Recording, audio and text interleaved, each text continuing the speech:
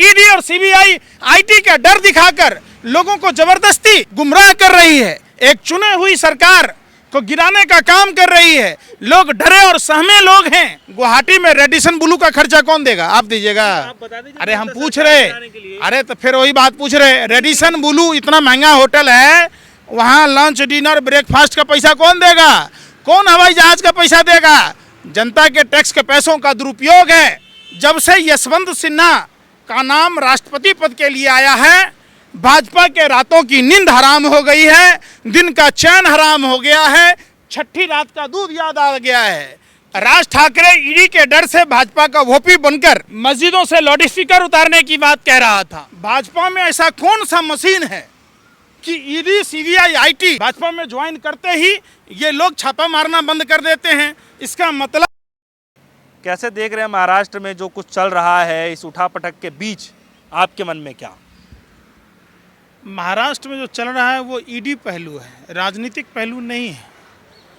शिवसेना के 20 से अधिक नेताओं पर ईडी, आईटी और सीबीआई के रडार पर है और ये सब भारतीय जनता पार्टी के इशारे पर, भारतीय जनता पार्टी के संरक्षण में।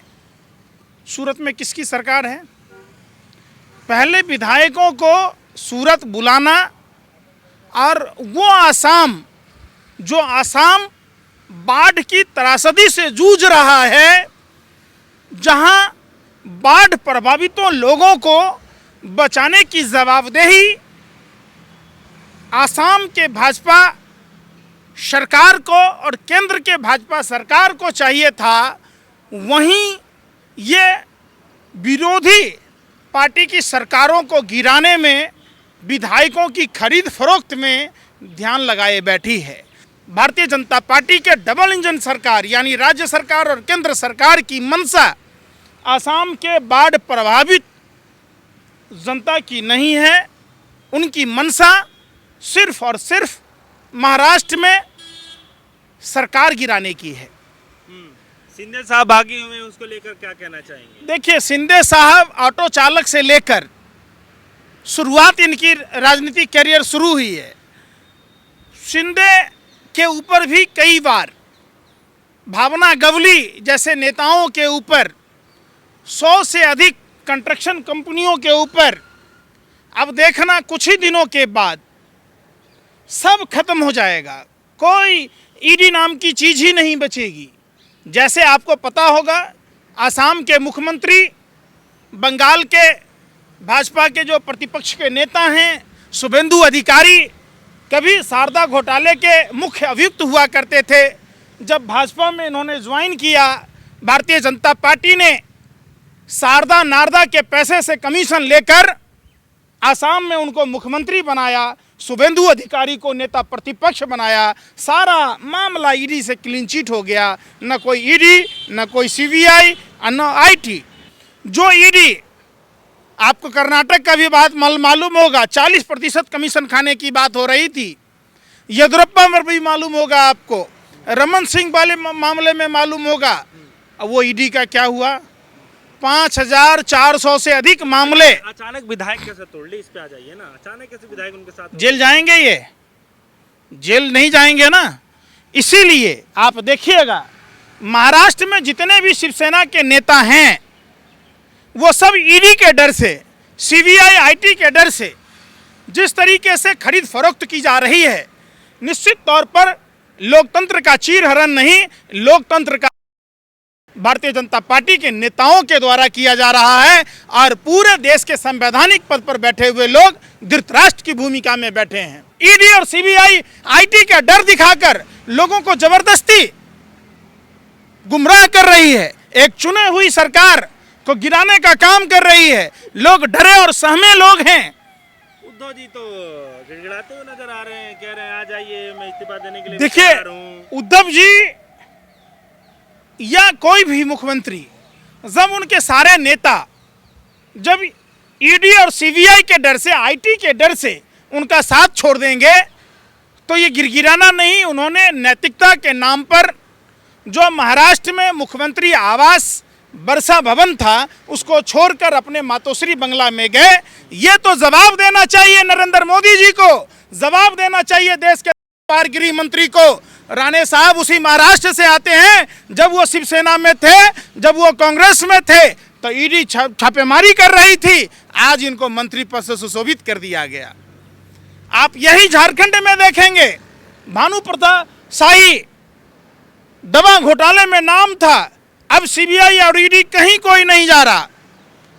आपने आंध्र के नेताओं के देखे होंगे, तेलुगु देशम पार्टी के नेताओं का, तब तो सही चल रहा था, अचानक से जो है अरे भैया प्रधानमंत्री जी गए मुंबई, सारी सौदेबाजी हुई, डील हुई। आप एक बात बताइए, क्या आसाम के मुख्यमंत्री को, क्या महाराष्ट्र के विधायकों की खातिरदारी में जुटना चाहिए या आसाम के बाढ़ प्रभावित लोगों का जायजा लेना चाहिए? क्या काम है आप बता दीजिए आप।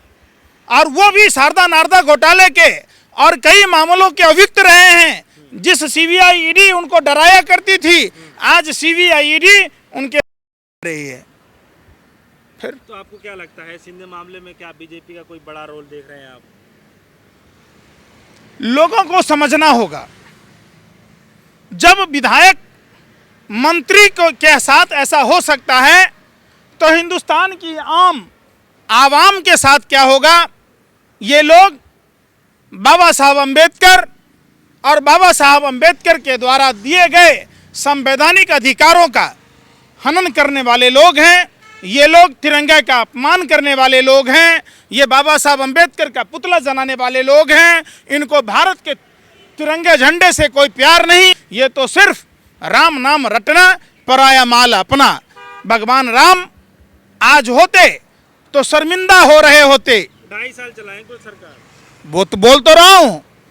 प्रभु श्री राम ने जो जो राज्य जीती वो सब स्थानीय राजाओं को राजा बना दिया।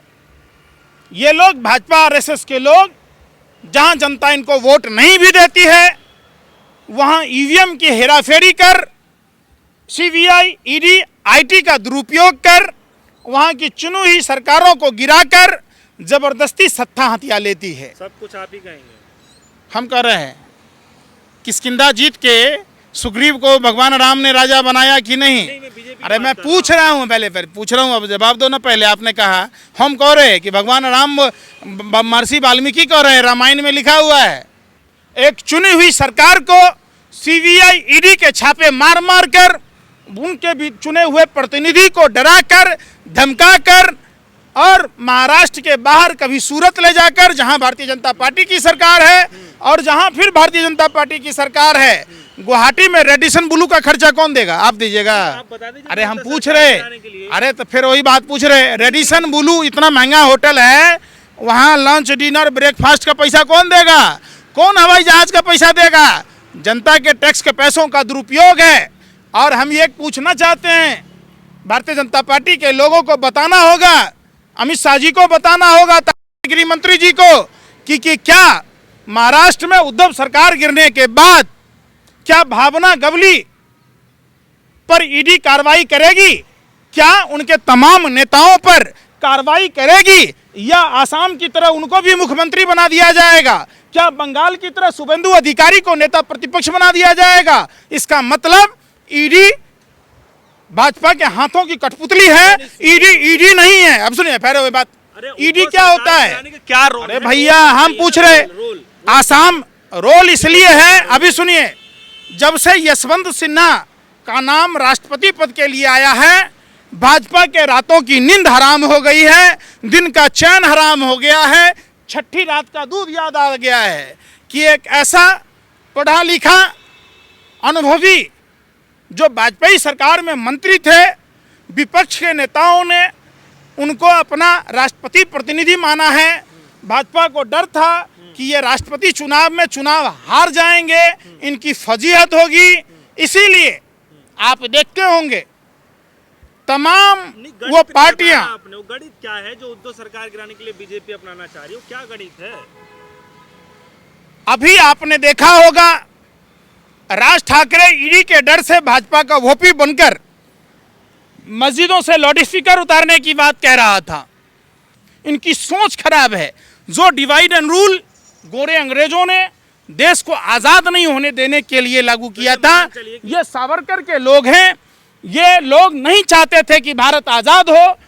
और अगर उद्धव की सरकार गिर भी गई तो क्या होगा, उससे क्या होगा? देखिए, सरकारों का गिरना, बनना, बनाना ये जनता के हाथों में होना चाहिए। जब जनता ने वोट देकर जिन जिन पार्टियों को सरकार में बिठाया, हम आपसे एक ही बात पूछना चाह रहे, क्या भावना गवली जिसके ऊपर ईडी, सीबीआई, आईटी लगातार रेड मारती रही है, क्या आसाम के मुख्यमंत्री की तरह ईडी शारदा नारदा में जो छापा मार रही थी भूल जाएगी? जो ये नारायण राणे पर ईडी, सीबीआई छापे मार रही थी, केंद्र में मंत्री बनने के बाद भूल गई? जिस तरीके से आपने देखा होगा शुभेंदु अधिकारी पर जो ईडी, सीबीआई, आईटी रेड मार रही थी, वो भूल गई। भाजपा में ऐसा कौन सा मशीन है कि ईडी, सीबीआई, आईटी भाजपा में ज्वाइन करते ही ये लोग छापा मारना बंद कर देते हैं? इसका मतलब ये लोग भाजपा के कठपुतली हैं।